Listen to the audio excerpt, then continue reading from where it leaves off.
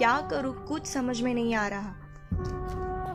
अम्मी अम्मी कल ईद है, आप मुझे ईद में क्या दोगे? क्या चाहिए तुम्हें? मेरे सारे दोस्तों ने नए कपड़े ले लिए, मेरे को भी नए कपड़े चाहिए। इसको क्या जवाब दूँ।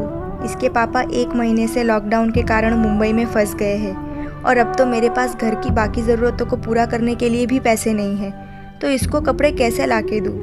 नए कपड़े तो छोड़ो, इसको ईद पे अच्छा खाना खिलाने के लिए भी पैसे नहीं है मेरे पास। हाँ, मैं तुम्हें कल नए कपड़े दिलाऊंगी। आप दुनिया के सबसे अच्छे अम्मी हो। ठीक है, अभी तुम खेलने जाओ, हम शाम को चलेंगे कपड़े लेने, ठीक है? अभी तो मैंने मुन्नी को हाँ कह दिया है कि हम शाम को कपड़े लेने जाएंगे, लेकिन मुझे उम्मीद है कि मुन्नी के अब्बू ने ईद के लिए पैसों का इंतज़ाम ज़रूर किया होगा और वो घर भी लौट आएंगे। हेलो, वहाँ सब खैरियत तो है ना? आपने तो वादा किया था ना कि ईद से पहले आप लौट कर आ जाओगे, फिर आप अभी तक क्यों नहीं आए? हाँ, मैंने लौटने का वादा किया था, लेकिन यहाँ हालत बहुत बुरे हैं। मैं यहाँ घर के बाहर तक नहीं निकल सकता और मुझे माफ करना, मैं ऑनलाइन पैसे भी नहीं भिजवा पाऊंगा क्योंकि अभी तक मैं पैसों का बंदोबस्त नहीं कर पाया हूँ। तो मैं अब आपकी बेटी को क्या जवाब दूँ? वो तो कपड़े मांग रही है और घर में तो खाने के लिए भी पैसे नहीं। अब मैं क्या करूँ, मैं मजबूर हूँ। यहाँ आसपास बहुत केसेस बढ़ चुके हैं और बहुत लोगों की मौत भी हो चुकी है। कोई बात नहीं, मैं समझ सकती हूँ आपकी मजबूरी। मैं उसे समझाने की कोशिश करती हूँ, आप अपना ख्याल रखिए, ठीक है? सब ठीक हो जाएगा, अल्लाह पर भरोसा रखो।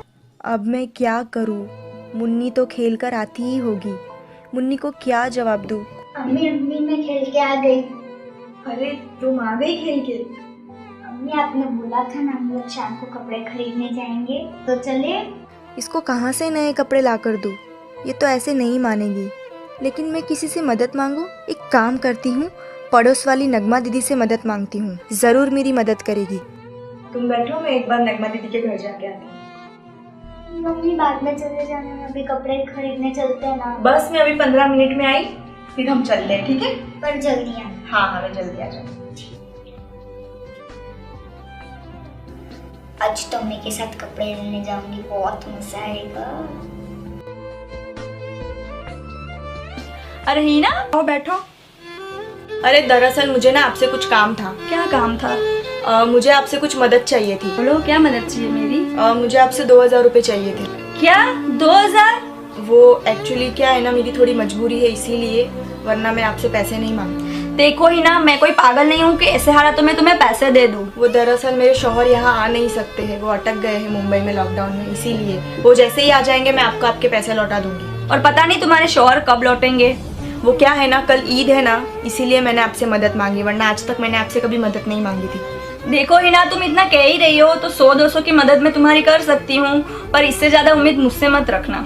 अरे लेकिन मेरी बात तो सुनो। अरे यार, तुम तो पीछे ही पड़ गई। मैंने कहा ना, मैं तुम्हारी कोई मदद नहीं कर सकती। लेकिन कल ईद है, कम से कम 1000 रुपए की तो मदद कर दो।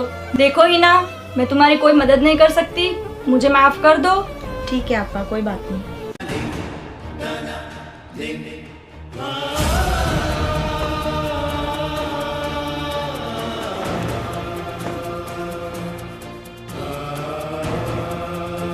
अम्मी आप रो क्यों रहे हो? अम्मी मैं तुम्हें कपड़े नहीं दिलवा सकती। नहीं, मेरे को कपड़े नहीं चाहिए, पर आप रो मत ना प्लीज अम्मी। अरे लेकिन नहीं, मेरे को नहीं चाहिए, प्लीज आप रो मत।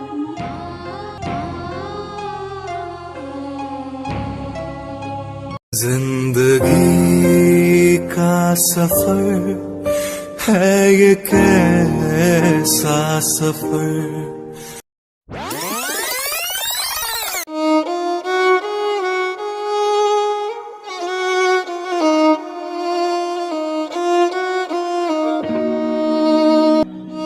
अम्मी देखो कौन आया। अरे तुषार भैया आप? अरे भाभी आप, ईद मुबारक।